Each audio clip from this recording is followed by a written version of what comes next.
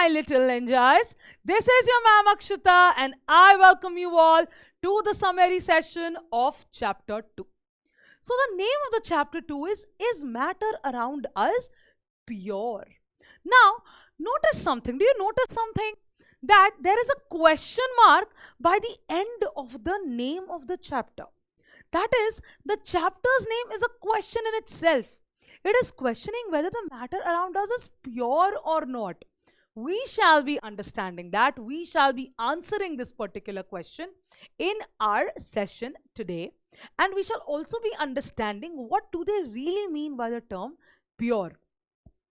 So the targets, that is today's targets, that is the target of a session is to understand what exactly do they mean by the term pure, what is a mixture, what is a solution, what is a suspension, what is a colloidal solution, and what are physical and chemical changes, and ultimately we shall be seeing about types of pure substances. So let's now begin with our session, which starts with the term pure. What exactly is pure? Okay, what exactly is pure? Now, when you go to a supermarket, and you ask, or when you see the stuff that's put around in the supermarket, like for example, when you see milk or when you see butter, it's written pure milk, pure butter. Now, what does the term pure here mean? The term pure there means adulteration. That is, there is no adulteration in that given compound. That is, nothing is mixed in milk, nothing is mixed in ghee. It is in its pure form. But for us, for students of science, for both you and I, pure just does not limit over there. For us, the definition of pure, the understanding of pure is quite different for what a common man perceives to be as pure. What is it? So, when a scientist says that something is pure, it means that the constituent particles of that substance are the same in their chemical nature. That is, for example, if I have to say that there is a substance, okay, there is a substance, then the particles that make up that substance, they will all be of the same chemical nature. So substances where its constituent particles are in the same chemical nature are said to be pure. All right. And a pure substance consists of a single type of a particle. It consists of a single type of particle. Then, in other words, a substance is a pure single form of matter. Obviously, because that particular matter is made up of a single form of particle. So, as we look around, we can see that most of the matter around us, it exists as mixtures of two or more pure components. For example, sea, water, minerals, soil, etc. So basically, a new term has come into picture over here, which is a mixture. That is, when two or more pure substances mix with each other, when they come together, then such a compound or such a mixture, such a thing that is formed after the combination of two or more pure substances is known as a mixture. And the example that they have given over here is sea water. For example, sea water has salts as well as water in it. Right? Now, salt by itself is a pure compound. All right. Water by itself is a pure compound. Okay. Now, when you see water, the molecules of water are going to be H2O. If you see salt, let's take common salt, the molecule of NaCl is going to be same throughout. But when they are mixed, two pure substances are mixed, and ultimately what we get is a mixture. All right. Now, what is a mixture? So let's now try to understand what is a mixture in detail. So mixtures are constituted by more than one kind of pure form of water. When more than one kind of pure form of matter come together, mixture is formed. We know that dissolved sodium chloride can be separated from water by the process of physical process of evaporation. Now, what is the inference over here? What is the inference over here? The inference over here is that mixtures can be separated. Mixtures can be separated by physical process. Physical process. Mixtures can be separated by physical process, whereas pure substances cannot be separated by physical process. And the example, a very beautiful example has been given over here. That is when sodium chloride is mixed with water, we can separate both these pure substances by a very simple physical process called evaporation. However, sodium chloride itself is a pure substance and cannot be separated by physical process into its chemical constituents. Therefore, we can say that mixture contains more than one pure substance, and the main inference that you have to draw from this is that mixtures can be separated by physical processes, whereas pure substances cannot be separated by physical process. All right, now looking at the all right, then let's now look at the different types of mixtures. Mixtures again are of different types. What are the different types of mixtures? The different types of mixtures are heterogeneous mixture and homogeneous mixture. Now, what is a heterogeneous mixture? In heterogeneous mixture, what we see is, we see that the pink component, that is the pink, let's say pink substance over here is one pure substance, and the green substance over here is another substance. Now, in the heterogeneous mixture, the two pure substances are placed haphazardly. They are not placed in a right sequence, in a proper sequence, whereas in homogeneous mixture, the pink and the green substance are placed in a particular manner. All right, in a particular manner. So, another thing that you have to understand is homo means same. Homo means same. Whereas hetero means different. But different in what? That we shall understand now. Okay. So heterogeneous mixtures is a mixture, for example, when you take a mixture of sand mixed with salt, it is an example of heterogeneous mixture. Okay. Now, how is it heterogeneous? How is it different? Heterogeneous mixtures possess different properties and compositions in various parts. That is their property. The property of a heterogeneous mixture is not same throughout. The composition of a heterogeneous mixture is not same throughout. Let me give you an example of this, a very relatable example.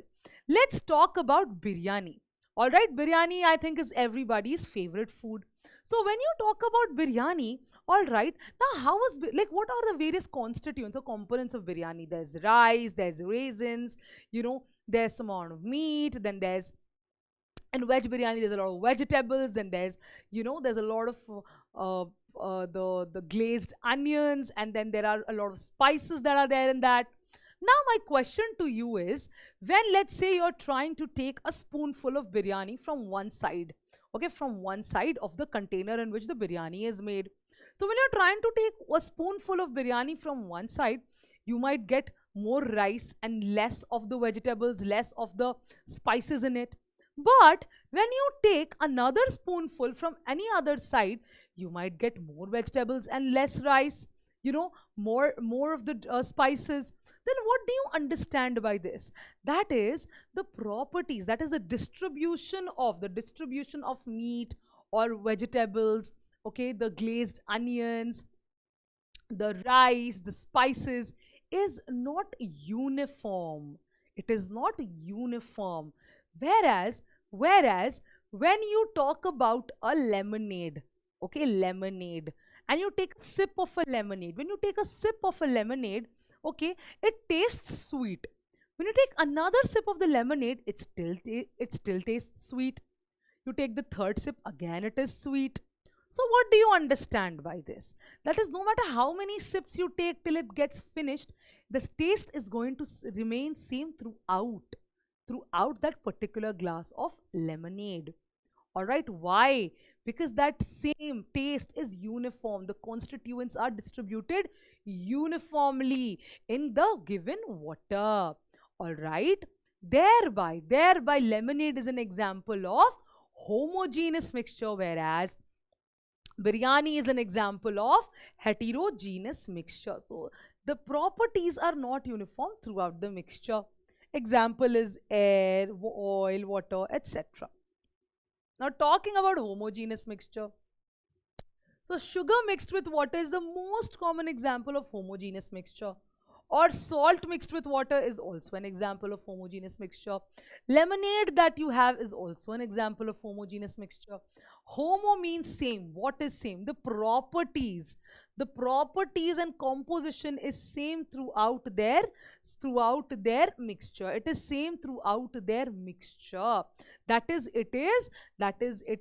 uniform. It is uniform. All right. So what are the examples of it? The examples of it is alloys, salt in water, alcohol in water, etc. All of these are examples of homogeneous mixture. Now talking about a solution. What is a solution? Ma'am, you said lemonade. Is lemonade a solution? Yes.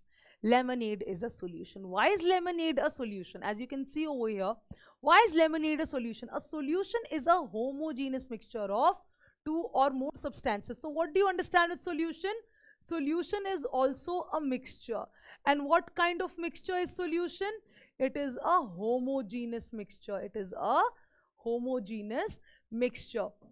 The lemonade that you have, the sugar solution that you prepare, the salt solution that you prepare, they're all solutions. See, I'm saying sugar solution, salt solution. Now, why is it a solution? So, see, you come across various types of solutions in your daily life. Lemonade, soda water are all examples of solutions. Alright, they're all examples of solutions. Usually, we think of a solution as a liquid that contains another liquid, solid or gas dissolved in it. But we can also have solid solutions. What are those? Solid solutions are nothing but alloys. Gaseous solutions are nothing but air. So in a solution, there is homogeneity at particle level. That is, it is homogeneous. There is homogeneity. There is uniformity at particle level. For example, the lemonade tastes same throughout. It's not like the lemonade will taste different when you take the second sip or the third sip or maybe the nth sip. Okay? The lemonade in a given glass will have the same taste no matter how many sips you take. Alright? So this shows that particles of sugar or salt are evenly distributed in the solution. They are evenly distributed. They're evenly distributed in the solution. They enter into the intermolecular spaces, okay, and then they form a solution. So what exactly is a solution? And does solution have any components? So solution has a solvent and a solute. Solution has a solvent and a solute. This solute, when mixed in a solvent, okay, the solute when mixed in a solvent, what we get is solution. So I can write solution is nothing but solute plus solvent. Now what is a solute? What is a solvent? And how do we decide which one should be attributed as the solute? So the component of the solution that dissolves the other component in it is known as the solvent. So the component that dissolves the component that is being added to it is known as a solvent. And the component that is getting dissolved is known as the solute. Generally, the solvent is in larger quantities, whereas the solute is in lesser quantities. Again, let's take the same example of our lemonade. You take a glass of lemonade, in that you add 1 spoon of sugar, you add a pinch of salt, and you're adding lemon to it, lemon juice to it. Right? So this water over here is acting as the solvent, Whereas the sugar, salt, the lemon juice, all of these together are acting as solutes. Always remember that a solution, a solution will always have, it will always have only one solvent, only one solvent. Solutes, however, it can have multiple solutes. For example, let's again talk about lemonade. Okay, in the lemonade that you have, lemonade that you have, there is water, all right, there is salt, there is sugar, there is lemon juice. Now what about it? In this, water is our solvent, while the other three are the solutes. The other three are the solutes. So this is about solution. For example, there is salt solute. The salt is taken as a solute. It is added to water. What we get is a salt solution. All right. So a solution is that in which the particles that are there, they're completely dissolved. The solute particles are completely dissolved.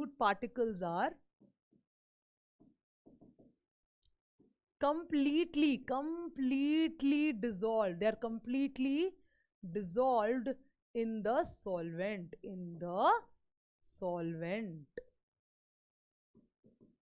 All right.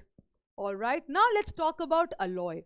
Alloy is nothing but solid in solid solution. It is solid in solid solution. So alloys are mixtures. Mixtures of two or more metals, or a metal and a non-metal, and it cannot be separated into their components by physical methods. It cannot be separated into its respective components by physical methods like evaporation and all. No, there needs to be a chemical process for it to be able to separate. But with the help of physical processes, it cannot separate. But still an alloy is considered as a mixture. Because mixtures, ma'am, as we have learned, mixtures, they separate by physical process. Well, yes, but still alloy is not considered. Still alloy is considered a mixture, despite being able to be, remain intact, irrespective of what physical process is applied, is because it shows the properties of its constituents and can have variable composition. Okay, it shows the properties of its respective constituent solids. Okay, respective constituent solids. That is why it is still considered to be a mixture. For example, brass is a mixture of approximately 30% zinc and 70% copper. It is a alloy of 30% zinc and 70% copper. Let's look at another example of alloys. We have bronze, which is an alloy. Okay, 18 karat gold is an alloy.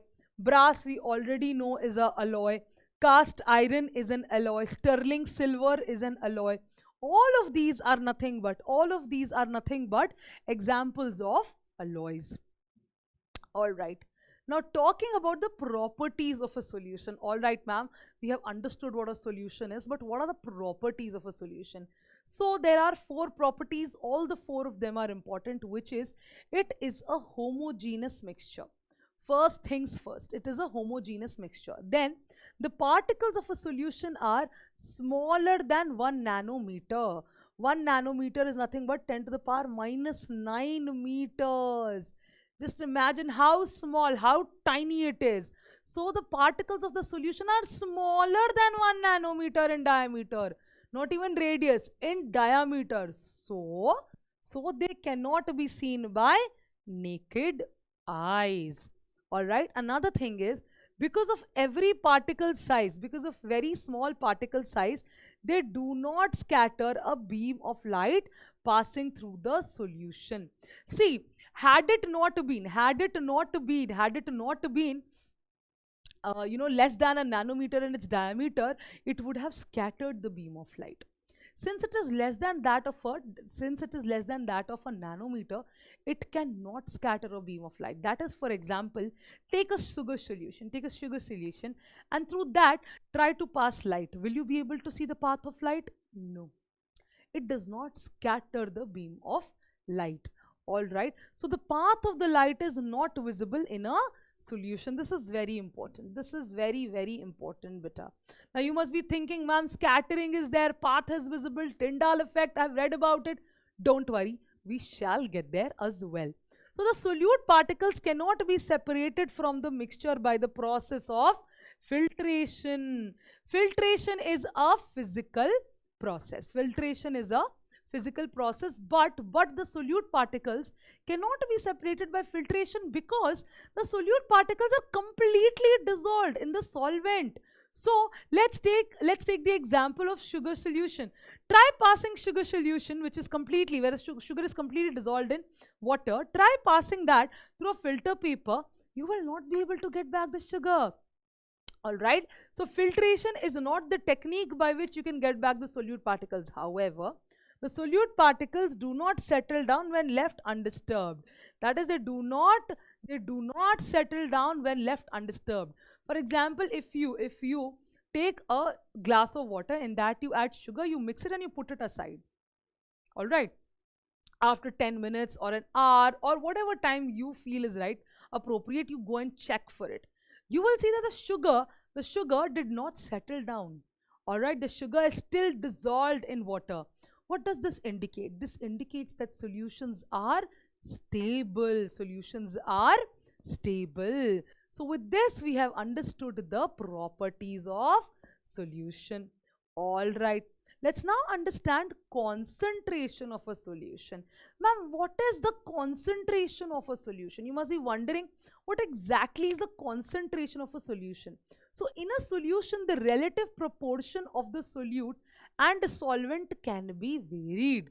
In a solution, the relative proportion of the solute and the solvent can be varied.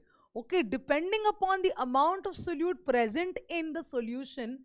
Okay, upon the amount of solute present in a solution, it can be called dilute, concentrated, or it can be called a saturated solution. All right. So what is dilute? What is concentrated? So when the solute particles are less than that of solvent, then it is said to be dilute. However, when the solute particles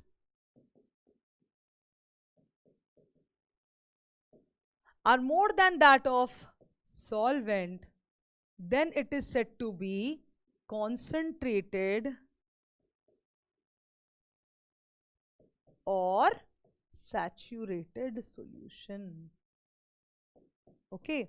So this is about it. Let's say you have taken a glass of water, in that you have added 1 spoonful of sugar. Okay.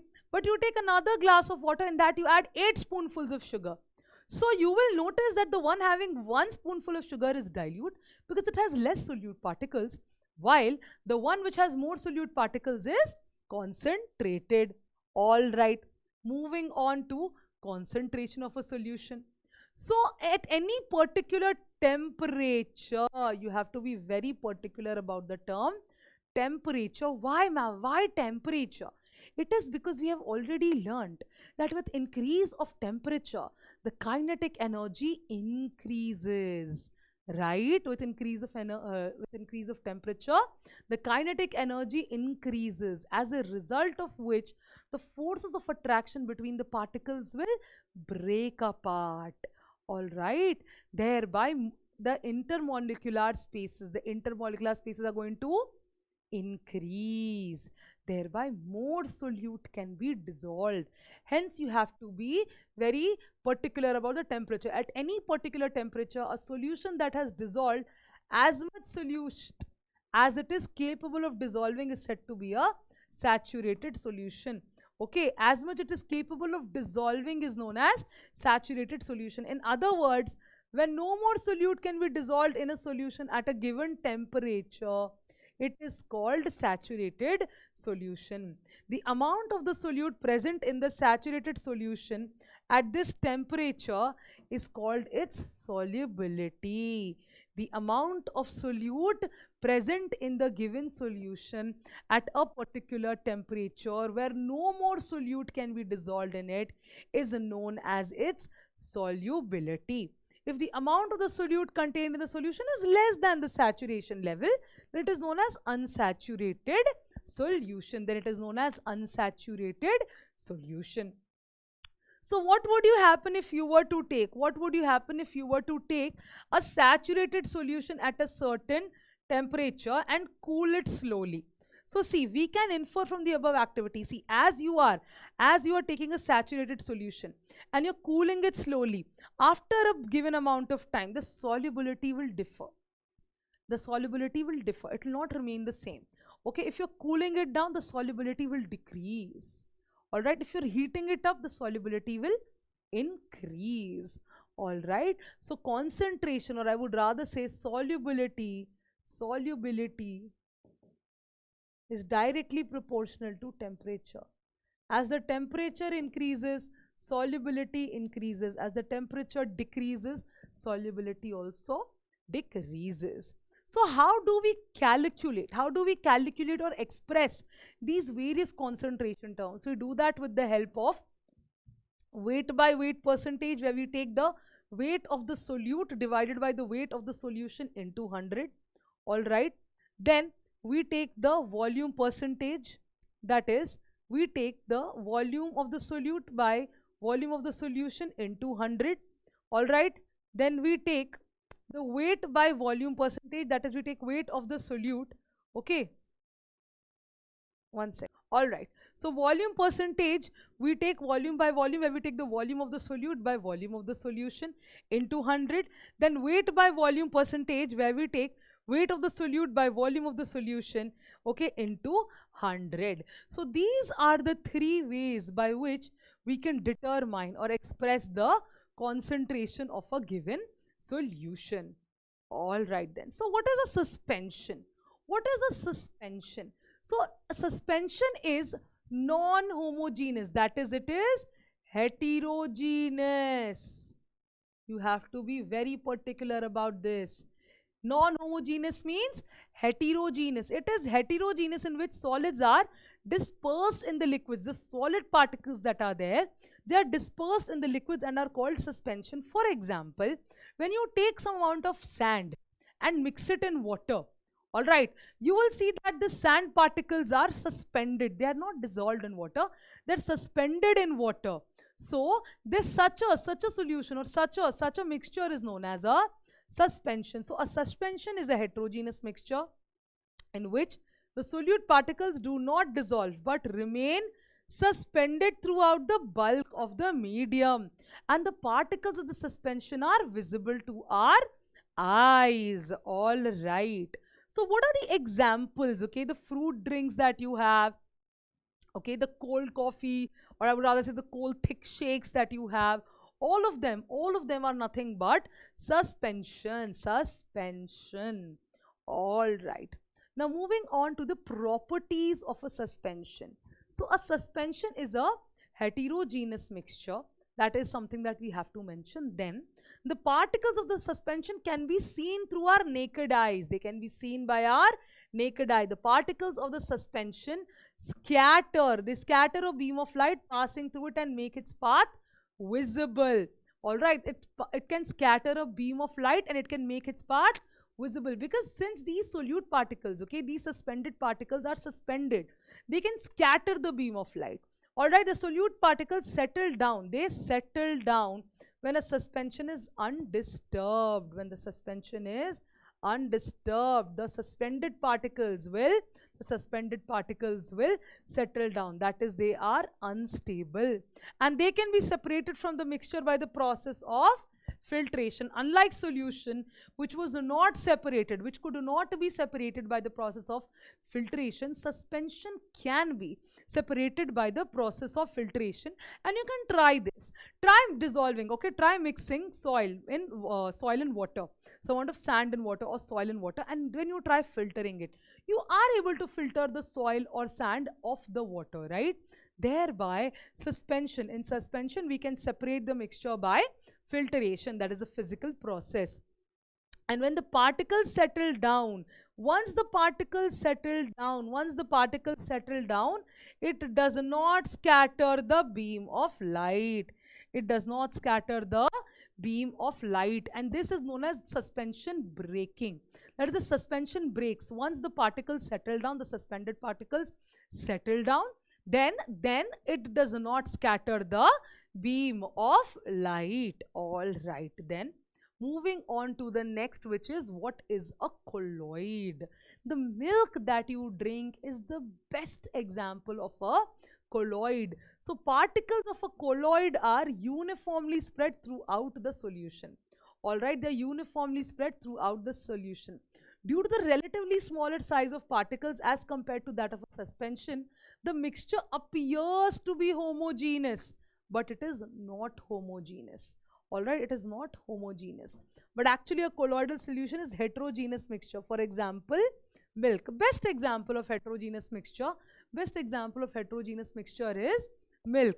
And because of the small size of the colloidal particles, the colloidal particles, their size is small, so much so that we cannot see them. If I have to write the order, so based on the particle size, the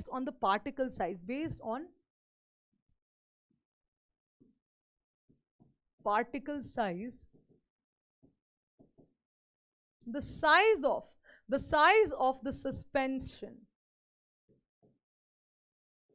particles of suspension is greater than that of colloids, is greater than that of solution. All right, then but these particles can easily scatter a beam of light.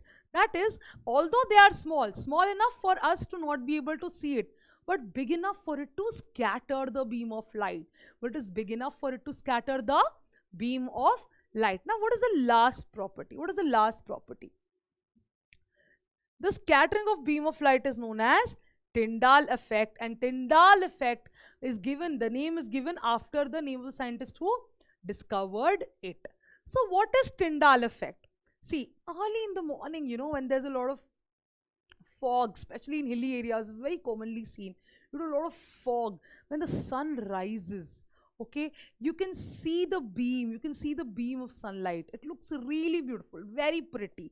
All right, now why does that happen? So Tyndall effect can also be observed when a fine beam of light enters a room through a small hole. This happens due to the scattering of the light by the particles of dust and smoke in the air. Tyndall effect can be observed when sunlight passes through the canopy of a dense forest. Even when sunlight passes through a canopy of dense forest, Tyndall effect is seen. And in the forest, mist contains tiny droplets of water, which act as particles of colloid dispersed in air. These mist particles which are present in the forest, they act as the colloidal particles in the air. All right, then look at this. So this is a solution, a colloid, and a suspension. When a light source is flanked upon these glasses, so the light beam is not visible in a solution. It is visible in a colloid and it is visible in a suspension. All right, example of a solution is water. All right, water, salt water, sugar water. Example of a colloid is milk. An example of suspension is flour in water, sand in water. Alright, so this is Tyndall effect, when you can see the beam of light, and that is because of scattering of light. Now, what is a colloidal solution? Okay, so can we divide the components? Yes, we can divide the components into dispersed phase and dispersion medium. The solute-like component is known as dispersed phase, whereas the solvent-like component is known as dispersing medium. Now the dispersed phase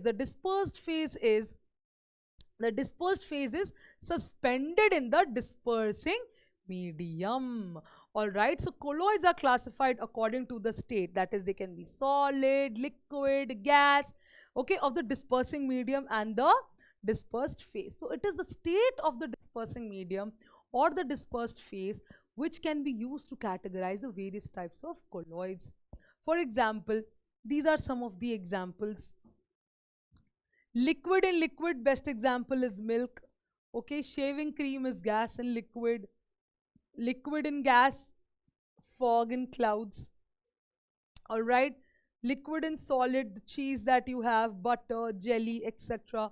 All of these are nothing but examples of various colloids. All right, and they have a certain name given. Liquid in gas, aerosol. Solid in gas, aerosol. Gas in liquid, foam. Liquid in liquid, emulsion. Solid in liquid, sol. Gas in liquid, gas and solid, foam. Liquid solid, gel. Solid and solid, solid, sol. Solid, sol. All right. Now let's look at the properties of a colloid. It is a heterogeneous mixture. Except for solution, both suspension and colloids are heterogeneous. Then the size of the particles of the colloid is too small to be individually seen. They cannot be seen by our naked eyes. But the colloids their particles are big enough to scatter a beam of light passing through it, making the light visible. Okay, next. They do not settle down. They do not settle down when left undisturbed. They do not settle down when left undisturbed. This is similar to that of solution. All right, this is similar. This property is similar to solution, whereas the property of scattering light is similar to suspension. All right, and then they cannot be separated from the mixture by process of filtration. This again is similar to solution, but a special technique of separation is used for it, which is nothing but centrifugation. So this was about the properties of colloid. So we have understood what pure is. All right, then we understood what homogeneous mixture is, what heterogeneous mixture is, and we also saw their examples. Let's now see what physical properties are. See, physical properties are which can be observed and which can be seen, like color, shape, size, the melting point, boiling point. All of these are nothing but example of physical properties. In fact, the interconversion of states is a physical change because these changes occur without a change in the composition and no chemical change takes place. All right, change of state is nothing but an example of a physical change. Why? Because it's only the state that is changing. The particles still remain the same. Their composition is not changing. They're not undergoing a chemical change per se. All right, although ice, water and water vapor all look different and display differently, but they are all chemically same, that is H2O. Okay, they are all chemically same. That is water, solidified water, gaseous water, but water. All right, so although they look different, they are not different. So the question is, what is a physical change? So physical change is the one where no new products are formed. When no new products are formed, such a change is known as a physical change. And when no energy change occurs, that is, during a physical change, the energy needed to bring a physical change is equal to the amount of energy required to reverse the change. All right, so there is no change in energy. The energy required to cause a physical change is exactly reverse of that to reverse it off. Okay, it is exactly equal to the energy to reverse the change back. So there is no change in energy occurring. At the same time, the changes are reversible and temporary. Can we not reverse the change? Ice can give rise to water upon increasing the temperature. Water can give rise to gas upon increasing the temperature. However, this can also be reversed to give rise to water on decreasing the temperature, and water can again give rise to ice upon decrease of temperature. So these reactions are reversible and they are temporary. And during the physical change, the mass of the substance remains the same. The mass of the substance remains the same. Only energy is added or removed. Mass is not involved in a physical change. All right then. So what are the examples of physical change? Breaking of the glass. Breaking of the glass. Although we cannot reverse it, but after breaking, is the composition of the glass changing? No. All right, chopping of wood. Although we cannot reverse it, but the composition of wood which is there on the tree and the one that you have chopped is still the same. Mixing of candies, shredding paper, folding paper, melting ice, breaking egg, boiling water, dry ice sublimation, cutting hair. All of these are nothing but physical changes. So now you should be wondering, all right, ma'am, then what is a chemical change? Well, a chemical change is one in which we are getting new products. The molecular composition is altered. Let's say we had AB, okay, AB. Now this AB, the molecular composition is altered. Their bond is broken and we get A plus B. New products are formed. A is different than AB and B is different than AB. So the molecular composition is changed and new product is formed. Such a change is known as a chemical change. And in chemical changes, new products are created. And these reactions are irreversible and permanent. These reactions are irreversible and permanent. For example, let's say you're baking a cake. Now, the flour that you have, you knead it into a dough. Okay? And this dough you're baking and you're getting a cake. Can you reverse back the cake to its dough? Or can you reverse back the dough to its flour? No. Right? So that is a chemical reaction. Okay? And it reveals that chemical change cannot be reversed by changing or altering the experimental changes. Okay, either the mass is added or removed. Either mass is added or removed. Either mass is added or removed. Energy changes occur. Energy changes occur. If an energy is released, then it is known as exothermic. Such a reaction is known as exothermic. And if energy is absorbed, it is known as endothermic. So when energy is released, it is known as exothermic, and when energy is absorbed, it is known as endothermic. So this is about chemical change. What are the examples? Burning of wood, rotting of fruit, baking a cake, rusting of metal, cooking of an egg, exploding of fireworks, souring of milk. All of these are nothing but examples of chemical change where new substances are formed. All right then. So now coming back to our discussion, back to square one. So pure substances. What are pure substances? So we can classify pure substances. Into elements and compounds. Okay, so everything that exists in the earth is in a form of matter, and this matter occupies space. It has mass. Okay, now this matter is further divided into various forms, that is various states, that is solid, liquid and gas. And apart from this, it is also classified as pure substances and mixtures. Pure substances are further classified as elements and compounds. Elements and compounds. How do I help you understand element and compound? For example, you take pure substances,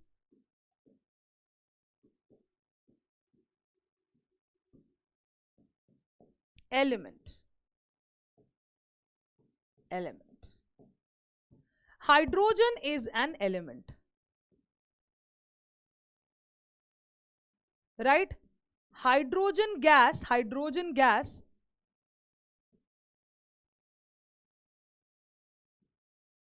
is made up of hydrogen element, right? And throughout the gas, the element that is there, the particle that is there, is that of hydrogen. However, when you talk of compounds,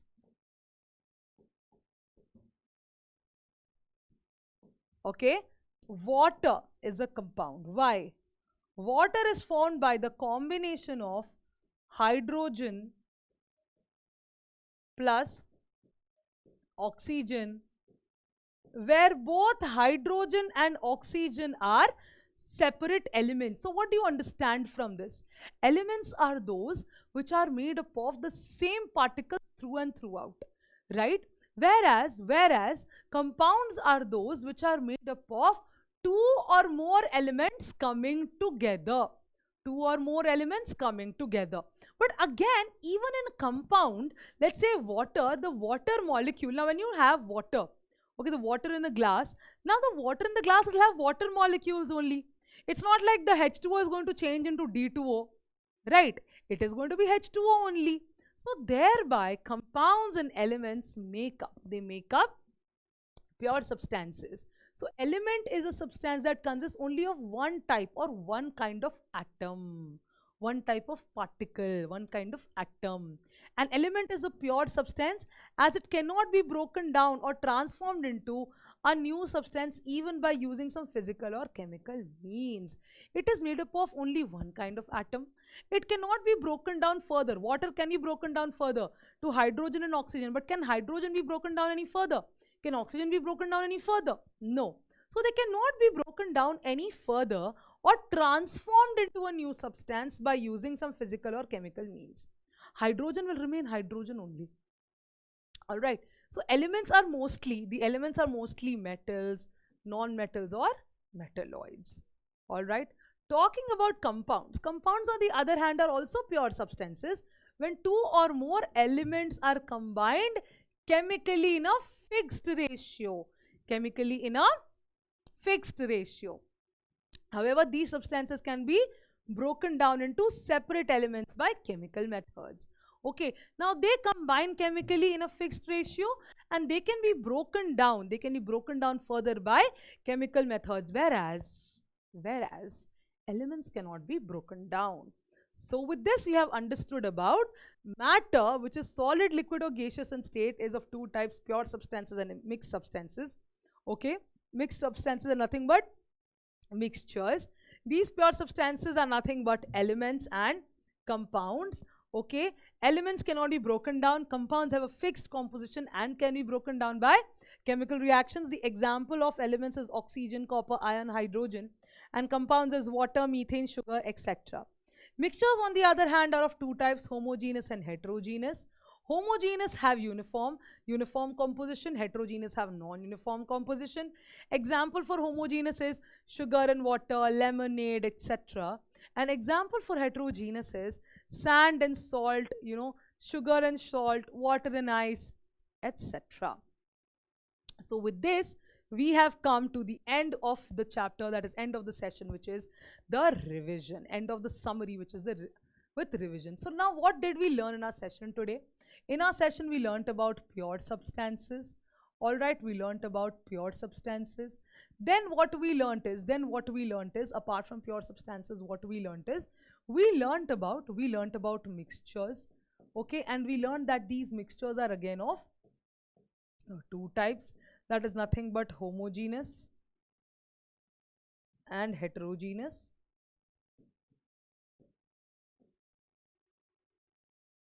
Under homogeneous, we learnt about solutions. Okay, under heterogeneous, we learnt about suspension and and colloids. Then we learnt about Tyndall effect.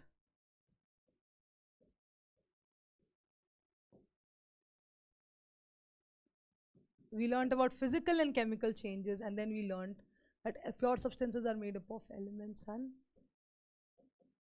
compounds. So now that we are done with the summary, let's solve a certain few questions to see how well you have understood the concept. So to make a saturated solution of 36 gram of sodium chloride is dissolved in 100 grams of water at 293 Kelvin. Find its concentration at this temperature. So the answer for this is you take the mass of the solute, which is 36 gram. Mass of the solvent is 100 grams. But we know concentration is mass of solute by mass of solute by mass of solute by mass of solution, and solution is going to be nothing but mass of solute plus solvent, which is 136 grams. So mass of solute by mass of solution into 100, we get 26.47%. We get 26.47%. Now look at the second question. Explain the following given terms, which is saturated solution, pure substance, colloid and suspension. So saturated solution is the one. Saturated solution is no more solute can dissolve, okay, at a given temperature is known as saturated solution. And a pure substance consists of a single type of particles. Pure substance consists of a single types of particles. Colloid is a heterogeneous mixture which is similar to that of a solution, but it is not a solution. Its particles are bigger than that of a solution, and these particles cannot be seen with our naked eyes, but it can cause the scattering of a beam of light. Talking about suspension, even this is a heterogeneous mixture in which the solute particles are big enough to settle down. Example, chalk water, paints, etc. So with this, I would now like to end our session. All right. Thank you very much for being a part of this session. Thank you very much for being a part of this summary. I hope you have understood and all your concepts are clear after this class. And all the very best. Keep learning, keep revising, keep smiling until we meet next time. Until then, bye-bye.